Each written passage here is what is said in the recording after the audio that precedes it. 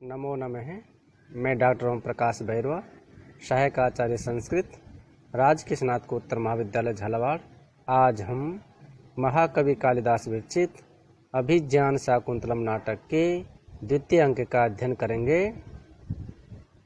राजा को देखकर एक मुनि कुमार कहता है, आश्चर्य है कि तेजस्वी भी इस राजा दुष्यंत का शरीर विश्वास उत्पन्न कर रहा है, अथवा ऋषियों के तुल्य इस राजा के विषय में यह सर्वथा इसके उचित ही है, क्योंकि अध्याक्रांता वसतिरमुना प्याश्रमे सर्वे भोगे रक्षायोगात् अयमपि तपः प्रत्यहं संचिनोति अस्यापीद्यां स्पृशति वसिनः चारणद्वन्द्वगीतः पुण्यः शब्दो मुनिरिति मुहुः केवलं राजपूर्वः अध्याक्रांता वसतिरमुनाप्याश्रमे सर्वभोग्ये रक्षा योगादयमपि तपः प्रत्यहं संचिनोति अस्यापि द्यां स्पृशति वसिनः चारणद्वन्द्वगीतः पुण्यः शब्दो मुनिरिति मुहुः केवलं राजपूर्वः। वसतिरमुनाप्याश्रम के पद विच्छेद करेंगे तो वसति अमुना अपि आश्रमे, अपि आश्रमे में ई का यण संधि से यह हो गया है। रक्षा योगादयम अपि के पद विच्छेद करेंगे तो रक्षा योगात अयम अपि, अस्यापि के पद विच्छेद करेंगे तो अस्य अपि, वसिनः चारण द्वंद्व गीत है के करेंगे तो वसिनः चारण द्वंद्व गीत है। मुनिरिति के करेंगे तो मुनि ही इति। अब अन्वय देखिए, अमुना अपि सर्वभोग्ये आश्रमे वसति अध्याक्रांता रक्षा योगात् अयम अपि प्रत्यहं तपः संचिनोति वसिनः अस्यपि केवलं राजपूर्वः पुण्यः मुनि इति शब्दः चारण द्वंद्व गीतः मुहुः द्यां स्पृशति। इस पद्य में मुनि के द्वारा श्लेष अलंकार के द्वारा यहाँ पर राजा दुष्यंत एवं जो ऋषि है उसका यहाँ पर वर्णन किया गया है। तो अमुना, इस जो राजा दुष्यंत है इसके द्वारा अपि यानी भी सर्वभोग्य सभी के द्वारा आश्रय प्राप्त करने योग्य आश्रम में अर्थात गृहस्थ आश्रम में वसति वास अध्याक्रांता यानी किया है, अर्थात इस राजा दुष्यंत के द्वारा भी सभी के द्वारा आश्रय के योग्य गृहस्थ आश्रम का वास किया है या उसका आश्रय लिया है। रक्षा योगात अयम अपि प्रत्यहं तपः संचिनोति। रक्षा योगात है, जो प्रजा है उसकी रक्षा के योग से अयम अपि ही यह राजा दुष्यंत अपि यानी भी प्रत्यहम है प्रत्यय अर्थात प्रतिदिन तप है तप का संचिनोति यानी संचय करता है। तो ये राजा दुष्यंत है वह भी प्रजा की रक्षा के योग से प्रतिदिन तप का संचय करता है, अर्थात जो ऋषि मुनि जो तपस्या करते हैं उसका षष्ठांश भाग भी, तप का षष्ठांश भाग भी इसको प्राप्त होता है। इसकी वजह से यह तप को संचिनोति यानी संचय करता है। वसिनः अस्यपि केवलम राजपूर्वः पुण्यः मुनि इति शब्दः चारण द्वंद्व गीतः मुहुः द्यां स्पृशति। वसिनः, जिसने वासनाओं को कब्जे में कर रखा है या जिसने अपनी इंद्रियों को वश में कर रखा है, ऐसा जो राजा दुष्यंत है अस्यपि इसका भी केवल राजपूर्व है, जिसके पूर्व में केवल राज लगा हुआ है, ऐसा पुण्य पावन मुनि यानी ऋषि इति शब्द है। इति इस प्रकार का जो शब्द है अर्थात जो राज ऋषि है, जिसके ऋषि के आगे राज जुड़ा हुआ अर्थात राजर्षि। इति इस शब्द है, शब्द से चारण द्वंद्व गीतम गीत है। चारण युगल के द्वारा गीत गाए जाने पर, मुँह बार बार गाए जाने पर द्याम स्पृशति ही, द्याम यानी स्वर को, स्पृशति यानी स्पर्श करता है। तो चारण द्वंद्व गीत है, चारण युगल के द्वारा गाए गए गीत के द्वारा मुँह यानी बार बार, द्याम यानी स्वर्ग को, स्पृशति यानी स्पर्श करता है। अर्थात जो राजा दुष्यंत है वो किसके समान है? ऋषि के समान है, मुनि के समान है। फर्क ये है कि इनके आगे राज लगा हुआ है अर्थात राजर्षि हैं, बाकी ये मुनि हैं। क्योंकि मुनि के जो लक्षण होते हैं वो इस पर भी घटित हो रहे हैं।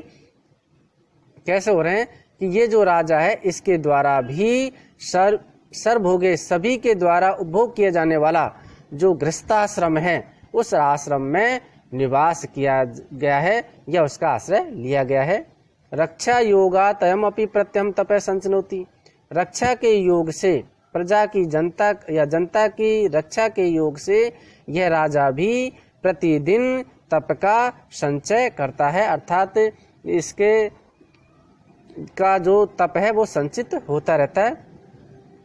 वसिन है असपि केवलम राजपूर्व है पुण्य मुनि इति शब्द है। चारण द्वंद्व गीत है, मुँह ध्यान स्पृशति।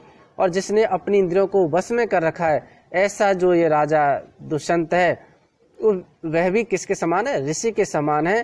केवल इसके आगे राज लगा हुआ है अर्थात ये राज ऋषि है।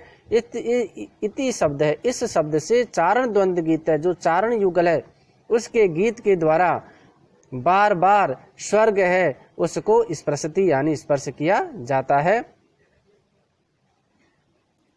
तो ये तो अर्थ था राजा दुष्यंत के बारे में, राजा के बारे में। अब इसका दूसरा जो अर्थ है मुनि के बारे में वो देखिए।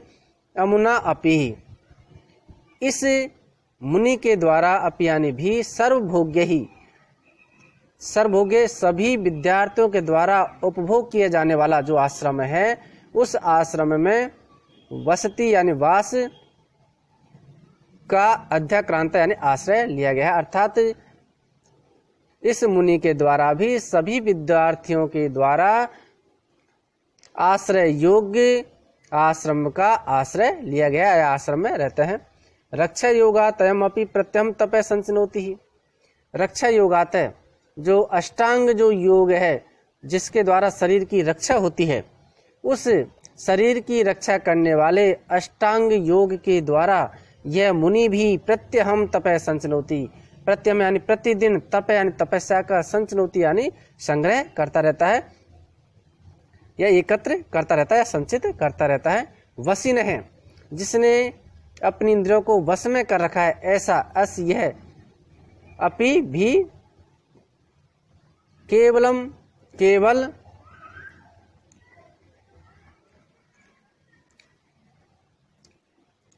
पावन जो मुनि है जिसके की जो कि ऋषिराज है वह इति इस प्रकार से शब्द है। इस शब्द से चारण द्वंद्व गीत है, जो विद्यार्थी लोग हैं उनके गीत के द्वारा मुँह बार बार ध्यान यानी स्वर्ग को स्पृशति यानी स्पर्श किया जाता है। तो इसमें सभी विशेषण राजा के और मुनि के घटित होते हैं, इसलिए इसमें श्लेष अलंकार है। और जिसमें कि राज पूर्व है अर्थात मुनि से भी पूर्व में जो राज है, इसकी वजह से क्योंकि इसमें बढ़ चढ़ करके वर्णन किया गया है, केवलम राजपूर्व में मुनि की अपेक्षा अधिक का कथन किया गया है, अतः व्यतिरेक अलंकार है। आश्रमे सर्वभोग्य, सभी आश्रम गृहस्थाश्रम के सहारे जीवित रहते हैं। इस संदर्भ में मनु का निम्न कथन उल्लेखनीय है। यथा वायुं समाश्रित्य सर्वे जीवन्ति जन्तवः तथा गृहस्थम् आश्रित्य वर्तन्ते चतुराश्रमः। जिस प्रकार से वायु को आश्रय लेकर के या वायु के द्वारा सभी प्राणी जीवित रहते हैं, उसी प्रकार से गृहस्थ आश्रम को आश्रित करके, आश्रय लेकर के चारों वर्ण के लोग जीवित रहते हैं, क्योंकि गृहस्थ आश्रम को सबसे श्रेष्ठ बतलाया गया है, क्योंकि वही सभी व्यक्तियों के लिए अन्न उपलब्ध कराता है और अन्य सुविधाएं उपलब्ध कराता है। इसलिए गृहस्थ आश्रम को सभी आश्रमों में श्रेष्ठ बतलाया गया है। पद्म पुराण में भी कहा गया है, यथा वायुं समाश्रित्य वर्तन्ते सर्वजन्तवः तथा गृहस्थम् आश्रित्य वर्तन्ते चतुराश्रमः। तो इससे गृहस्थ आश्रम के महत्व का पता चलता है। प्रस्तुत पद्य में मंदाक्रांता छंद है, जिसका लक्षण है मंदाक्रांता आम्बोधिरस न गैर्मुभनौतौ गयुग्मम्।